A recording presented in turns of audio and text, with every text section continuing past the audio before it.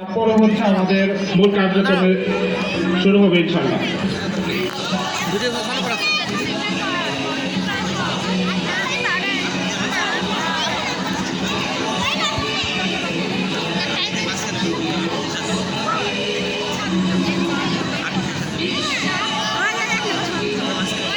আচ্ছা, তোমরা হচ্ছে প্রথমে তোমাদের নাম পরিচয়, তারপর হচ্ছে কে কি হতে চাও এটা একটু বলবো আর কি। হ্যাঁ,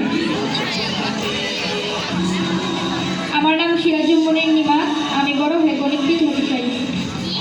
আমার নাম মোহাম্মদ সিয়াবনুল, আমি বড় হয়ে সেনাবাহিনী হতে চাই। আমার নাম মোহাম্মদ ফাহিমুল ইসলাম, আমি বড় হয়ে বিসিএস ক্যাডার হতে চাই। আমার নাম তানভীর আহমেদ, আমি বড় হয়ে পাইলট হতে চাই।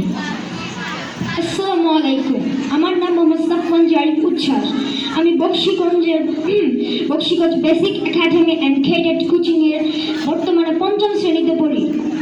আমি বড় হয়ে একজন ভালো মানুষ হতে চাই এবং একজন আর্মি অফিসার হতে চাই। Thank you. আসসালামু আলাইকুম, আমি মোহাম্মদ ওয়াসিফ খান, আমি বড় হয়ে একজন ইঞ্জিনিয়ার হতে চাই। আসসালামু আলাইকুম, আমার নাম মোহাম্মদ আবিদ হাসান ইউসা, আমি বড় হয়ে একজন ইঞ্জিনিয়ার হতে চাই। আসসালামু আলাইকুম, আমার নাম আল হাফেজ, আমি বড় হয়ে একজন ইঞ্জিনিয়ার হতে চাই। আসসালামু আলাইকুম, আমার নাম রজব হোসেন, আমি বড় হয়ে একজন মানুষ হতে চাই। আসসালামু আলাইকুম, আমার নাম হুমায়রা আক্তার নিঝুম, আমি রহিমা সালাম স্কুল অ্যান্ড কলেজের ৮ম শ্রেণীর ছাত্রী, আমি বড় হয়ে একজন ডাক্তার হতে চাই। সবাইকে আসসালামু আলাইকুম। আসসালামু আলাইকুম, আমার নাম হচ্ছে মুনহার দৃষ্টি, আমি বড় হয়ে একজন ডাক্তার হতে চাই।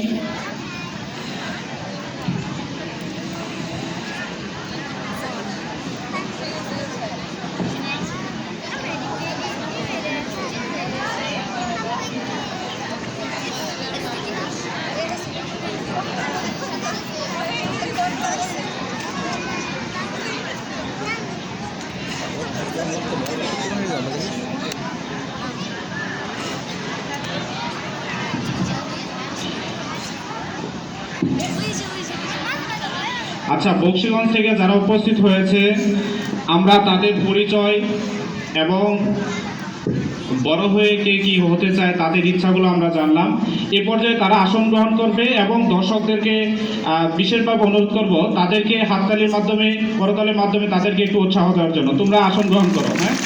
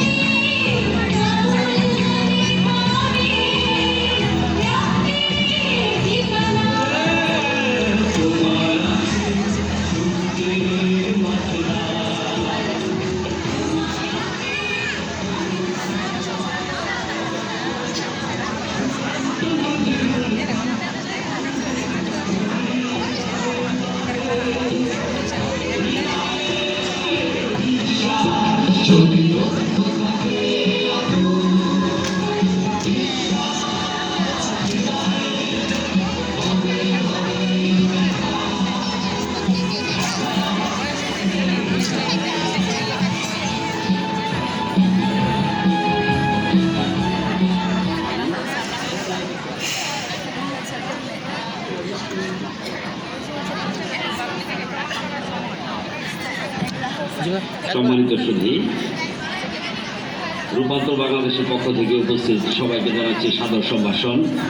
আমরা শুরু করতে যাচ্ছি রূপান্তর শিক্ষাবৃত্তি ও গণিত উৎসব 2023 এর পুরস্কার বিতরণ করব। শুরুতেই আমরা ইসলামপুর ও বক্সিগঞ্জ থানার শিক্ষার্থীদেরকে পুরস্কার প্রদান করব।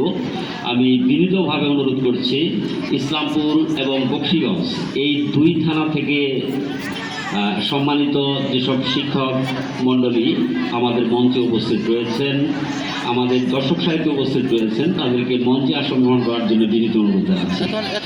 ইসলামপুর এবং বক্সিগঞ্জ থেকে সম্মানিত শিক্ষক মণ্ডলী যারা আমাদের মিলনায়তনে উপস্থিত রয়েছেন, বিনীতভাবে অনুরোধ জানাচ্ছি তাদেরকে মঞ্চে এসে আসন গ্রহণ করার জন্য। আমরা শুরু করতে যাচ্ছি বক্সিগঞ্জ ও ইসলামপুর থানা থেকে যে সকল শিক্ষার্থী পুরস্কারের জন্য মনোনীত হয়েছে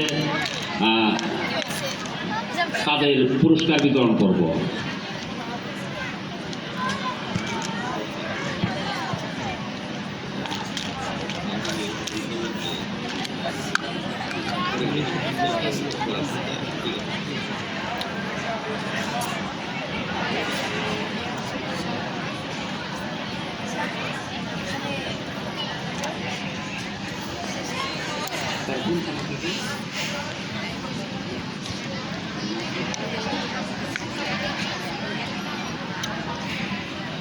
সম্মানিত সুধী, আজকে এই দুই থানা থেকে উপস্থিত শিক্ষক মণ্ডলী খুবই কম, আমরা একজনকে পেয়েছি, আমাদের হাসান স্যার।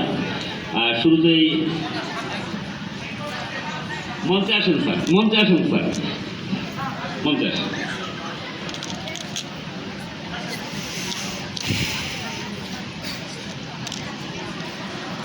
নাই গতবার আসছিল না, ওদের একটা কিছু ডাইরিয়ে দিচ্ছে না। পরিস্থিতিতে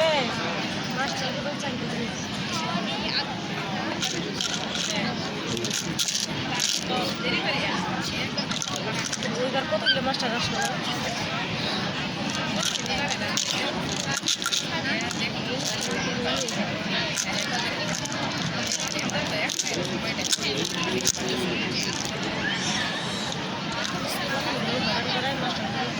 এবার আসেনি, গুরুদাস আসেনি, গুরুদাস আসেনি।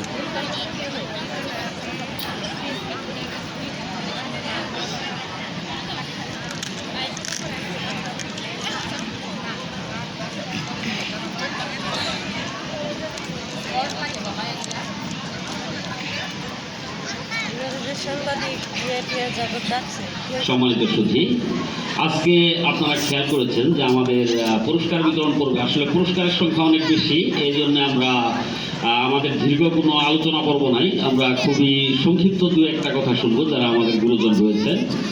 শুরুতেই আমি আমাদের মাদারগঞ্জ থেকে আগত শ্রদ্ধেয় শিক্ষক জনাব শাহনুর রহমান লিটন স্যারের কাছ থেকে দুটি কথা শুনতে চাই।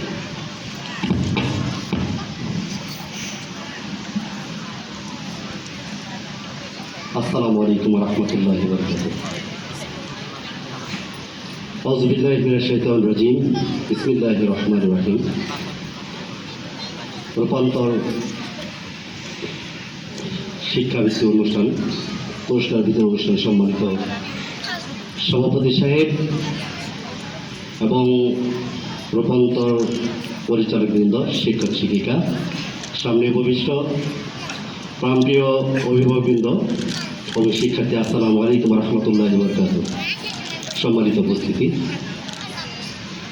রূপান্তর আমি আমার পক্ষ থেকে মাদারগঞ্জ 1 নং চাপাই ইউনিয়নের পক্ষ থেকে রূপান্তরকে আন্তরিক মোবারকবাদ জানাচ্ছি। এই জন্যই যেন প্রতিভা বিকাশের জন্য আসলে প্রত্যন্ত অঞ্চল থেকে জামালপুর জেলা বিভিন্ন ইউনিয়ন থেকে আগত, ওয়ার্ড থেকে আগত, এই পর্যন্ত উঠে আসা আমি রূপান্তর কর্তৃপক্ষকে আবার নিবুলাস মডেল মাদ্রাসার পক্ষ থেকে এবং মাদারগঞ্জের পক্ষ থেকে আন্তরিক মোবারকবাদ জানাচ্ছি। সম্মানিত উপস্থিতি, আসলে গণিত উৎসব আমরা যখন 5ম শ্রেণীতে পরীক্ষা দিয়েছিলাম, দেখা গেছে থানা পর্যায়ে একটা বৃত্তি পরীক্ষা হতো। সেখানে দেখা যেত যারা মেধাবী তারা অংশগ্রহণ করত। আসলে এই বৃত্তি পরীক্ষা সরকারিভাবে যেটা হয়েছে এরকম থাক বর্তমান তার মাঝখান থেকে আমাদের বৃত্তি পরীক্ষা চলে গেছে। জন্ম যাবে আমাদের মেধা বিকাশ হচ্ছে না। মেধা বিকাশের জন্য আমাদের সর্বোপরি কথা হলো প্রতিযোগিতা দরকার।